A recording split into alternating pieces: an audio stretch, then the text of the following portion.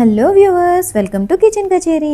ఈరోజు మనం కిచెన్లో చేసుకోబోయే రెసిపీ వచ్చేసి పాలకూర పప్పు. పాలకూర పప్పే కదా, మా అందరికీ తెలీదా ఏంటి అనుకుంటారేమో. ఒక్కొక్కళ్ళ వంట తీరు ఒక్కొక్క రకంగా ఉంటుంది. ఏమో, ఇది కూడా ఒకసారి మీరు ట్రై చేసి చూడండి, మీకు నచ్చుతుందేమో.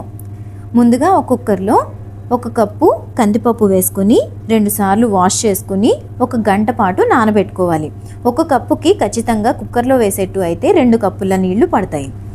ఇందులోనే 1 కట్ట పాలకూర తరిగి వేసుకున్నాం. ఇందులోకే పచ్చిమిర్చి, టొమాటో, పసుపు, 1 స్పూన్ పంచదార కూడా వేస్తాం. ఎందుకంటే ఏమాత్రం ఆకు నుంచి చేదు రాకుండా ఉండడం కోసం 1 స్పూన్ వరకు పంచదార వేస్తున్నాం. కుక్కర్ మూత పెట్టేసుకుని ఇప్పుడు 3 విజిల్స్ వచ్చేదాకా లో ఫ్లేమ్లో కుక్ చేసుకోవాలి. ప్రెషర్ మొత్తం పోయిన తర్వాతే కుక్కర్ మూత ఓపెన్ చేయాలి. ఇప్పుడు చూసారు కదా ఎంత బాగా కుక్ అయిందో. సో నెక్స్ట్ ప్రాసెస్ ఏంటో చూస్తూ మనం కిచెన్లో కచేరీ స్టార్ట్ చేసేద్దాం. ఈరోజు ఏం పాట పాడుకుంటున్నామో చూసేద్దామా.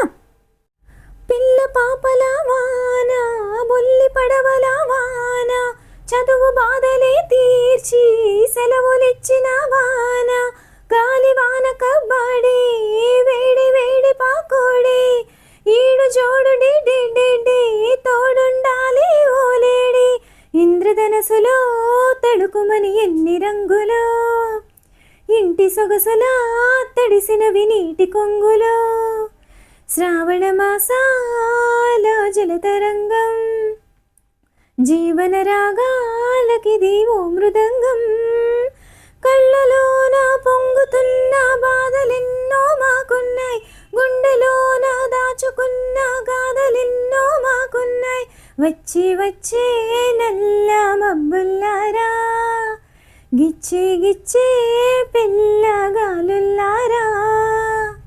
సాంగ్ అయితే ఖచ్చితంగా గుర్తుపట్టేసే ఉంటారు, ఆనంద్ మూవీలోది. ఈరోజు కమల్ని ముఖర్జీ గారి బర్త్డే. సో ఆవిడ బర్త్డే సందర్భంగా ఆవిడ నటించిన ఆనంద్ చిత్రంలోంచి ఈ పాట పాడుకున్నాము. సో మన రెసిపీ కూడా రెడీ అయిపోయింది. ఈ రెసిపీ ఎలా ఉంది, పాట ఎలా ఉంది అనేది నా కమెంట్ సెక్షన్లో తెలియజేసేయండి. వీడియోని లైక్ చేయండి, షేర్ చేయండి, నా ఛానల్ సబ్స్క్రైబ్ కూడా చేసుకోండి. Thanks for watching. బాయ్.